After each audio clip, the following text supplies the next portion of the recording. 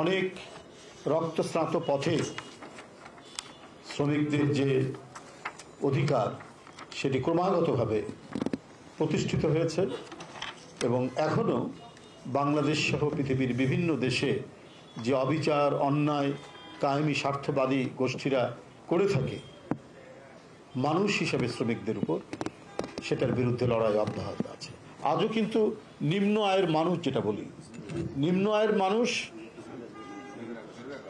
যারা জনগণের একটা বড় সংখ্যাগরিষ্ঠ অংশ, তারাই অধিকাংশ মানুষ, কিন্তু তারাই সব থেকে বেশি বঞ্চিত।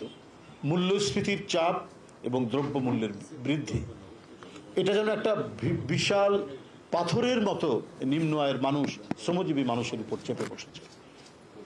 আজকের বাংলাদেশের পরিপ্রেক্ষিতে এটা অত্যন্ত ভয়াবহ। বন্ধুরা,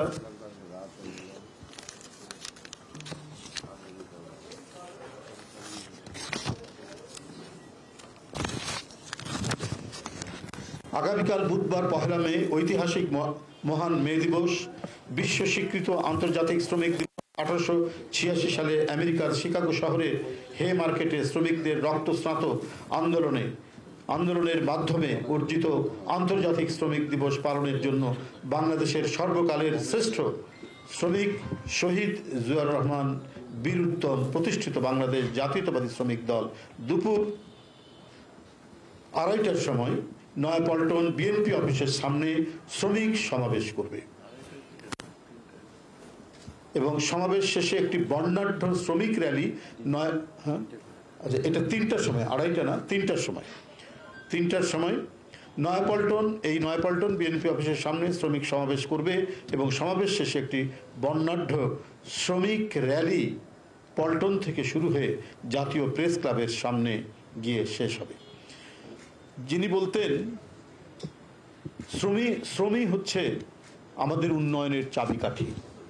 যিনি নিজেকে শ্রমিক হিসাবে পরিচয় দিতে গর্ববোধ করতেন এবং শ্রমিকের হাতকেই তিনি বলেছেন মানব সভ্যতার অগ্রগতির চাকা। তার নাম মহান স্বাধীনতার ঘোষক শহীদ রাষ্ট্রপতি জিয়াউর রহমান। তার সময় থেকে শুরু হওয়া শ্রম আইন থেকে শুরু করে বিএনপির আমলে, যতবার বিএনপির আমলে হয়েছেন, বিএনপি ক্ষমতায় এসছে, তখন থেকেই এদেশে শ্রম আইন সংস্কার ও আধুনিকীকরণ, বেতন ও মজুরি কমিশন গঠন, গার্মেন্টস শ্রমিকদের ন্যূনতম মজুরি নির্ধারণ বাস্তবায়ন ও তাদের বোনাস প্রদানের ব্যবস্থা গ্রহণ, শ্রমিক কল্যাণ ফাউন্ডেশন গঠন, গার্মেন্টস শ্রমিকদের সন্তানদের চিকিৎসা ও তাদের লেখাপড়ার জন্য বিশেষ ব্যবস্থা গ্রহণের মাধ্যমে বাংলাদেশের শ্রমিক সমাজের ভাগ্যোন্নয়নের যথাযথ কর্মসূচি গ্রহণ করেছিলেন শহীদ রাষ্ট্রপতি জিয়াউর রহমান থেকে দেশনেত্রী বেগম খালেদা জিয়ার সরকার যখনই ক্ষমতা এসছে। এই কাজগুলো দ্রুত গতিতে তারা করেছে। শ্রমিক বান্ধব একটি রাজনৈতিক দল হিসাবে যখনই বিএনপি ক্ষমতায় এসছে, তখনই শ্রমিকদের অগ্রগতি এবং তাদেরকে অগ্রগামী করার, তাদেরকে সবল করার আর্থিকভাবে এবং সব দিক থেকে এই প্রচেষ্টা বিএনপি চালিয়েছে। বন্ধুরা আমার, জাতীয় প্রেস ক্লাবের সামনে শেষ হবে। এতদ বিষয়ে শ্রমিক দলের পক্ষ থেকে পুলিশ কমিশনার বরাবরে পত্র দিয়ে তাদেরকে অবহিত করা হয়েছে। প্রিয় সাংবাদিক বন্ধুগণ, বাংলাদেশ বিবিএস এর হিসাব অনুযায়ী 12 কোটি ভোটারের মধ্যে 7 কোটি 35 লাখ শ্রমিক। আমি যে কথাটি কিছুক্ষণ আগে বললাম যে এই নিম্ন আয়ের মানুষরাই তো শ্রমিক, এরাই হচ্ছে জনগণের বৃহত্তম সংখ্যাগরিষ্ঠ অংশ। শ্রমিক সমাজের মর্যাদার জন্য একটি দিন বিশ্ব স্বীকৃতি দিয়েছে, সেটি হলো মে দিবস। বাংলাদেশে আজ সবচেয়ে অবহেলিত শ্রমিক সমাজ। দ্রব্যমূল্যের ঊর্ধ্বগতি, চরম মূল্যস্ফীতি, জীবনযাত্রার ব্যয় বৃদ্ধি, বাজার মূল্যের সাথে অসঙ্গতি, কম মজুরিতে শ্রমিক সমাজের এখন বেঁচে থাকায় কষ্টকর। এছাড়াও সরকারের ফ্যাসিবাদী মনোভাব ও অগণতান্ত্রিক শ্রম আইনে মালিক পক্ষের স্বার্থকে প্রাধান্য দেওয়ায় শ্রমিক সমাজ সর্বত্র হয়রানি সহ নানাবিধ অসুবিধার সম্মুখীন হচ্ছে। শ্রমিকদের সংগঠিত হওয়া ও অবাধ ট্রেড ইউনিয়ন অধিকার থেকে দূরে ঠেলে দেওয়া হয়েছে। উপরোক্ত প্রস্তাবিত অত্যাবশ্যকীয় পরিষেবা বিল 2023-এর মাধ্যমে শ্রমিক কর্মচারীদের দাবি উত্থাপনের অধিকারকে আইন করে বন্ধ করার ব্যবস্থা করা হয়েছে। সাংবাদিক ভাই বোনেরা, বর্তমান অগণতান্ত্রিক ডামি নির্বাচনের মাধ্যমে সাজানো সংসদ তৈরি করে একক ক্ষমতায় স্বৈরাচারী কায়দায় দেশ পরিচালনা করছে এই শাসক গোষ্ঠী। 28 অক্টোবর আন্দোলনের সময় কারাবন্দী শ্রমিক দল নেতা ফজলুর রহমান কাজলের হাতে হ্যান্ডকাপ, পায়ে ডান্ডাবেরি পরা অবস্থায় হাসপাতালের বারান্দার ফ্লোরে বিনা চিকিৎসায় হত্যা। মজুরি বৃদ্ধির আন্দোলনে 4 জন গার্মেন্টস শ্রমিক আঞ্জুয়ারা খাতুন, রাসেল হাওলাদার, জালাল উদ্দিন ও মোহাম্মদ ইমরানকে আওয়ামী সন্ত্রাসী ও পুলিশ গুলি করে হত্যা করেছে। চাল, ডাল, তেল সহ নিত্য পণ্যের ঊর্ধ্বগতিতে শ্রমজীবী মানুষের জীবন আজ ওষ্ঠাগত। সরকারের গ্যাস, বিদ্যুতের দাম বৃদ্ধির ফলে এর প্রভাব শুধু সাধারণ জনগণের উপরেই নয়, উৎপাদন খাত, শিল্প কলকারখানাগুলোতেও পড়েছে। ফলে বন্ধ হচ্ছে কলকারখানা। সরকারি খাতের পাটকল ও চিনিকলগুলো বন্ধ করে দেওয়া হয়েছে। ফলে বেকার হয়েছে লাখ লাখ শ্রমিক।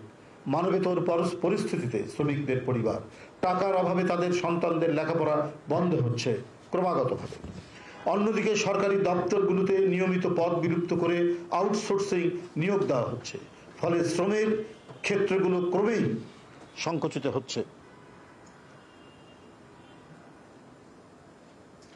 তৈরি হচ্ছে শিক্ষিত লাখ লাখ বেকার। অন্যদিকে বৈদেশিক মুদ্রা অর্জনকারী সোনালী আঁশ খ্যাত পাটের উৎপাদন ও বিপণন বন্ধ। বাংলাদেশের মানুষের খাদ্য তালিকার অন্যতম উপাদান আমাদের দেশে তৈরি স্বাস্থ্যসম্মত চিনির পরিবর্তে কেমিক্যাল যুক্ত বিদেশি চিনির উপর বিদেশ নির্ভরতা বৃদ্ধি পাচ্ছে। দেশ হারাচ্ছে শ্রমজীবী মানুষের কষ্টার্জিত বৈদেশিক মুদ্রা।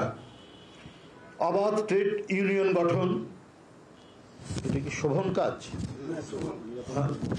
শোভন কাজ, নিরাপদ কর্মক্ষেত্র সহ অন্যান্যদের ন্যায় শ্রমিকদের জন্য রেশনিং ব্যবস্থার দাবিতে শ্রমিক শ্রেণী তাদের অধিকার প্রতিষ্ঠার প্ল্যাটফর্ম হিসাবে শ্রমিক দল কর্তৃক আয়োজিত মে দিবসের শ্রমিক সমাবেশ ও র্যালিতে সর্বস্তরের শ্রমজীবী মানুষ অংশ নেবেন বলে আমরা আশা করছি।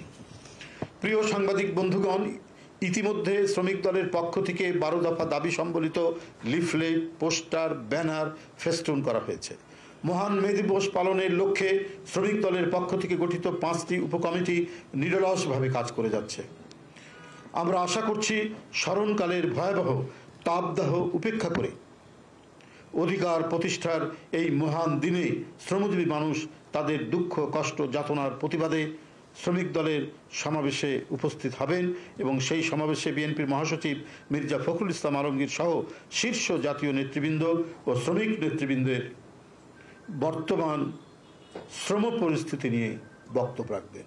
এই শ্রমিক সমাবেশে বর্তমান বিদ্যমান অগ্নিস্নাত এই ঢাকা শহরে সমস্ত কষ্ট উপেক্ষা করে অসংখ্য মানুষ, হাজার হাজার মানুষ, লাখের উপরে মানুষ উপস্থিত হবে, এইটা আমরা আশা করছি। ইনশাআল্লাহ সেটি আগামীকাল বাস্তবায়ন হবে।